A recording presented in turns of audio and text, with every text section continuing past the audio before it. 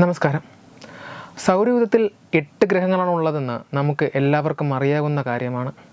നേരത്തെ ഗ്രഹങ്ങളുടെ എണ്ണം 9ആയി കണക്കാക്കപ്പെട്ടിരുന്നുവെങ്കിലും പിന്നീട് ചന്ദ്രൻ്റെ വലിപ്പത്തിൻ്റെ 1/3 പിണ്ഡത്തിൻ്റെ 1/6 മാത്രമുള്ള പ്ലൂട്ടോയെ കുള്ളൻ ഗ്രഹമായി തരം താഴ്ത്തിയതോടെ ഗ്രഹങ്ങളുടെ എണ്ണം 8ആയി ചുരുങ്ങി.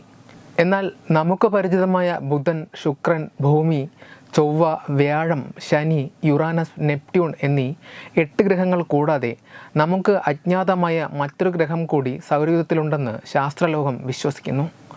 പ്ലാനറ്റ് എക്സ് എന്ന് ആദ്യകാലങ്ങളിൽ അറിയപ്പെട്ടിരുന്ന ഈ ഗ്രഹം ഇപ്പോൾ അറിയപ്പെടുന്നത് പ്ലാനറ്റ് 9 എന്ന പേരിലാണ്, അതായത് 9ാമത്തെ ഗ്രഹം എന്ന അർത്ഥത്തിൽ. 20ാം നൂറ്റാണ്ടിൻ്റെ തുടക്കത്തിൽ നെപ്റ്റ്യൂണിനുമപ്പുറം സൗരയൂഥത്തിൽ സ്ഥിതി ചെയ്യുന്ന മറ്റു വസ്തുക്കളെക്കുറിച്ച് മനുഷ്യന് അറിവുണ്ടായിരുന്നില്ല. 1846 സെപ്റ്റംബർ 23-നാണ് നെപ്റ്റ്യൂണിനെ കണ്ടെത്തുന്നത്. യുറാനസിനെ കണ്ടെത്തിയതിനു ശേഷം നെപ്റ്റ്യൂണിനെ കണ്ടെത്തുന്നത് നേരിട്ടായിരുന്നില്ല. യുറാനസിൻ്റെ ഭ്രമണപഥത്തിൽ ഉണ്ടാകുന്ന വ്യതിചലനത്തിൽ നിന്നാണ് നെപ്റ്റ്യൂണിൻ്റെ സാന്നിധ്യത്തെക്കുറിച്ച് നമുക്ക് അറിവ് ലഭിക്കുന്നത്. നേത്രഗോചരമായ ഗവേഷണത്തിലൂടെ അല്ലാതെ ഗണിതശാസ്ത്രപരമായ പ്രവചനത്തിലൂടെ കണ്ടെത്തിയ ആദ്യത്തെ ഗ്രഹമാണ് നെപ്റ്റ്യൂൺ. 1894-ൽ ബോസ്നിയൻ വാന നിരീക്ഷകനായ പെർസിവൽ ലോവൽ നെപ്റ്റ്യൂണിനുമപ്പുറം ഒരു വലിയ ഗ്രഹമുണ്ടെന്ന് പ്രഖ്യാപിച്ചു. സൗരയൂഥത്തിൽ സൂര്യന് ഏറ്റവും അകലെ സ്ഥിതി ചെയ്യുന്ന യുറാനസിൻ്റെയും നെപ്റ്റ്യൂണിൻ്റെയും ഭ്രമണപഥത്തിൽ ചില വ്യതിചലനങ്ങൾ ഉണ്ടാകാറുണ്ട്. ഈ പിഴവുകൾ നമുക്കറിയാത്ത ഏതോ അജ്ഞാത ഗ്രഹത്തിൻ്റെ ഭൂഗുരുത്വബലം മൂലമാണ് സംഭവിക്കുന്നതെന്നാണ് ലോവൽ സമർത്ഥിച്ചത്. പ്ലാനറ്റ് എക്സ് എന്നാണ് അദ്ദേഹം ആ അജ്ഞാത ഗ്രഹത്തിന് പേര് നൽകിയത്. എന്നാൽ പ്ലാനറ്റ് എക്സിനെ കണ്ടെത്താനുള്ള ലോവലിൻ്റെ ശ്രമങ്ങൾ എങ്ങും എത്തിയില്ല. പക്ഷേ 1930-ൽ പ്ലൂട്ടോയെ കണ്ടെത്തിയതോടെ പ്ലൂട്ടോ പ്ലാനറ്റ് എക്സ് ആണെന്ന് കുറച്ചുനാൾ ശാസ്ത്രജ്ഞർ വിശ്വസിച്ചു. എന്നാൽ പിന്നീട് നടന്ന പഠനങ്ങളിൽ ലോവൽ പറഞ്ഞതുപോലെ നെപ്റ്റ്യൂൺ, യുറാനസ് പോലുള്ള വമ്പൻ ഗ്രഹങ്ങളുടെ ഭ്രമണപഥത്തിൽ വക്രത വരുത്താനുള്ള ശേഷിയൊന്നുമില്ലാത്ത ഒരു കുഞ്ഞൻ ഗ്രഹമാണ് പ്ലൂട്ടോ എന്ന് തെളിഞ്ഞു. അതോടെ പ്ലാനറ്റ് എക്സിന് വേണ്ടിയുള്ള തിരച്ചിൽ വീണ്ടും സജീവമായി. 1990-ൽ റോബർട്ട് ഹാരിങ്ടൺ എന്ന മറ്റൊരു ശാസ്ത്രജ്ഞനും ഇത്തരമൊരു സാധ്യതയെക്കുറിച്ച് ചർച്ചകൾ ഉയർത്തി. ഹാരിങ്ടണിൻ്റെ ഗവേഷണം കുറച്ചുനാൾ ശാസ്ത്രലോകത്ത് വലിയ ചർച്ചയായെങ്കിലും 1992-ൽ ജ്യോതിശാസ്ത്രജ്ഞനായ മൈൽസ് സ്റ്റാൻഡിഷ് ഇതെല്ലാം തള്ളിക്കളഞ്ഞുകൊണ്ട് രംഗത്ത് വന്നു. നെപ്റ്റ്യൂണിൻ്റെയും യുറാനസിൻ്റെയും ഭ്രമണപഥത്തിന് യാതൊരു കുഴപ്പവുമില്ലെന്ന് അദ്ദേഹം പ്രസ്താവന ഇറക്കി. വോയേജർ 2 പേടകത്തിൽ നിന്നുള്ള വിവരങ്ങൾ ചൂണ്ടിക്കാട്ടിയാണ് അദ്ദേഹം ഇത് പറഞ്ഞത്. അതോടെ പ്ലാനറ്റ് എക്സിനെ കുറിച്ചുള്ള പഠനങ്ങളും ആവേശങ്ങളും പെട്ടെന്ന് തണുത്തു. എന്നാൽ താമസിയാതെ പ്ലൂട്ടോയ്ക്കുമപ്പുറം ഏരീസ്, സെറ്റ്ന, ക്വയർ, വരുണ, ഹോമിയ തുടങ്ങിയ ഒട്ടേറെ കുള്ളൻ ഗ്രഹങ്ങളെ കണ്ടെത്തി. ഇതോടെയാണ് വീണ്ടും ആ പ്രദേശത്ത് ഗ്രഹങ്ങൾ ഉണ്ടായേക്കാം എന്ന ചിന്ത ശാസ്ത്രജ്ഞരിൽ നിറഞ്ഞത്. ഇതിനിടെ 1995-ൽ നാൻസി ലീഡർ എന്ന വനിതയുടെ നേതൃത്വത്തിൽ ലോകാവസാനത്തെക്കുറിച്ച് പുതിയൊരു സിദ്ധാന്തം ഇറങ്ങി.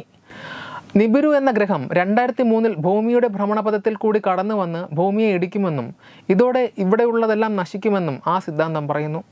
നിബിരു നേരത്തെ പറഞ്ഞ പ്ലാനറ്റ് എക്സ് ആണെന്ന് ഒരു വിചിത്രവാദം കൂടി വന്നതോടെ പ്ലാനറ്റ് എക്സ് രാജ്യാന്തര തലത്തിൽ പ്രശസ്തമായി. മാധ്യമങ്ങളിലും മറ്റും ഇതേപ്പറ്റി ഒട്ടേറെ ചർച്ചകളും ഉയർന്നു. ഭൂമിയെ നശിപ്പിക്കാൻ ശ്രമിക്കുന്നവനെന്ന വില്ലൻ പരിവേഷം ഇതോടെ പ്ലാനറ്റ് എക്സിന് വന്നു ചേർന്നു. ഏതായാലും 2003-ൽ ഭൂമിയെ അവസാനിപ്പിക്കാനായി ഒരു ഗ്രഹവും ഭൂമിയെ ലക്ഷ്യമാക്കി വന്നില്ല. 2016-ൽ കാലിഫോർണിയ ടെക്നോളജി സർവകലാശാലയിലെ ജ്യോതിശാസ്ത്ര ഗവേഷകരായ കോൺസ്റ്റാന്റിൻ ബാറ്റിഗിൻ, മൈക്ക് ബ്രൗൺ എന്നിവർ നെപ്റ്റ്യൂണിനുമപ്പുറം ഒരു ഗ്രഹം ഉണ്ടാകാനുള്ള സാധ്യതയെപ്പറ്റി കമ്പ്യൂട്ടർ മോഡലിംഗ് ഉപയോഗിച്ച് ഗവേഷണം നടത്തി. പ്ലാനറ്റ് എക്സ് എന്ന ഒരു അജ്ഞാത ഗ്രഹം ഉണ്ടെങ്കിൽ അതിന് ഭൂമിയേക്കാൾ 10 മടങ്ങ് വലിപ്പമുണ്ടാകുമെന്നും അവർ പറഞ്ഞു. ഏകദേശം യുറാനസ്, നെപ്റ്റ്യൂൺ എന്നീ ഗ്രഹങ്ങളുടെ അതേ വലിപ്പമാകും പ്ലാനറ്റ് എക്സിനുണ്ടാകുക. സൂര്യനും നെപ്റ്റ്യൂണും തമ്മിലുള്ള അകലത്തിൻ്റെ 20 മടങ്ങാകും സൂര്യനും ഈ ഗ്രഹവും തമ്മിലുള്ള ദൂരം. ഭൂമിയിലെ 10,000 മുതൽ 20,000 വർഷങ്ങളായിരിക്കും ഈ ഗ്രഹത്തിലെ ഒരു വർഷം. തങ്ങൾ സാധ്യത കൽപ്പിച്ച ഗ്രഹത്തിന് പ്ലാനറ്റ് 9 എന്നാണ് ബാറ്റിഗിനും ബ്രൗണും പേര് നൽകിയത്. 9ാമത്തെ ഗ്രഹം എന്നർത്ഥം.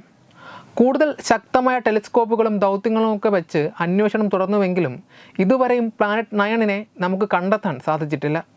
സൗരയൂഥത്തിൻ്റെ ഏറ്റവും ബാഹ്യമായ പ്രദേശം കുയിപ്പർ ബെൽറ്റ് എന്നാണ് അറിയപ്പെടുന്നത്. യുറാനസിനും നെപ്റ്റ്യൂണിനും അപ്പുറം ഇപ്പോൾ 13 വസ്തുക്കളെയാണ് നമ്മൾ കണ്ടെത്തിയിട്ടുള്ളത്. 1894-ൽ ലോവൽ കണ്ടെത്തിയതിന് സമാനമായി നെപ്റ്റ്യൂണിനെയും യുറാനസിനെയും ഒരു ആകർഷണ ബലം സ്വാധീനിക്കുന്നത് പോലെ ഈ 13 വസ്തുക്കളെയും ഒരു ബലം സ്വാധീനിക്കുന്നുണ്ട്. ഭൂമിയുടെ 10 മടങ്ങെങ്കിലും വലിപ്പവും മാസമുള്ള ഒരു വസ്തു പ്രകടിപ്പിക്കുന്ന അതേ ആകർഷണ ബലമാണ് ഇവിടുത്തെ അജ്ഞാതനായ ആ വസ്തുവും കാണിക്കുന്നത്. ഇത് പ്ലാനറ്റ് 9 തന്നെയാണ് എന്നാണ് മിക്കവരും കരുതുന്നത്. എന്നാൽ ഇത് ചെലുത്തുന്ന ഗുരുത്വാകർഷണ സ്വാധീനത്തിനും അപ്പുറം ഇതിനെ നേരിട്ട് കാണാത്തതിനാൽ ഇങ്ങനെ ഒരു ഗ്രഹത്തെ സ്ഥിരീകരിക്കാൻ കഴിഞ്ഞിട്ടില്ല എന്ന് മാത്രം. ശനിയെ പഠിച്ചുകൊണ്ടിരുന്ന നാസയുടെ കാസിനി പേടകം ഇത്തരത്തിൽ ഒരു അജ്ഞാത വസ്തുവിൻ്റെ ആകർഷണ ബലത്തിൽ പെട്ടിരുന്നു. പേടകത്തിലുണ്ടായിരുന്ന ഗുരുത്വാകർഷണ സെൻസറുകൾ ഇക്കാര്യം വ്യക്തമായി റെക്കോർഡ് ചെയ്യുകയും ചെയ്തു. ഇന്ന് പ്ലാനറ്റ് 9 കണ്ടെത്താൻ പരിമിതിക്കുള്ളിൽ നിന്ന് തന്നെ ശ്രമിക്കുകയാണ് ശാസ്ത്രലോകം. ഇതിൻ്റെ കണ്ടുപിടുത്തത്തോടെ പല ശാസ്ത്ര പുസ്തകങ്ങളും മാറ്റി എഴുതേണ്ടി വരുമെന്നത് ഉറപ്പാണ്. സൂര്യനിൽ നിന്ന് ഏറെ അകലെയായതിനാൽ ഇതൊരു തണുത്തുറഞ്ഞ ഗ്രഹമാകാനാണ് സാധ്യത. നിലവിലെ കണക്കുകൂട്ടലുകൾ അനുസരിച്ച് 20,000 വർഷങ്ങളെങ്കിലും കൊണ്ടാണ് ഈ ഗ്രഹം സൂര്യനെ ഒരു തവണ വലം വയ്ക്കുന്നത്. പ്ലാനറ്റ് 9 ഉടൻ തന്നെ കണ്ടെത്തുമെന്ന് നമുക്ക് പ്രത്യാശിക്കാം. ഒപ്പം ഈ ഗ്രഹ സാന്നിധ്യം 1894 തന്നെ തിരിച്ചറിഞ്ഞ പെർസിവൽ ലോവലിനെ ഓർക്കുകയും ചെയ്യാം. Web desk Tatwamayi news. Powered by Jyothis, realising your dream home. Our ongoing luxury apartments projects are Crown near Karivattam, The Square near UST Global, White Manor near Aattugal Ambalathara, and Evergreens Luxury Villas near Tirumala. Call 90482 55599. Jyothis Building Promoters Private Limited, Thiruvananthapuram.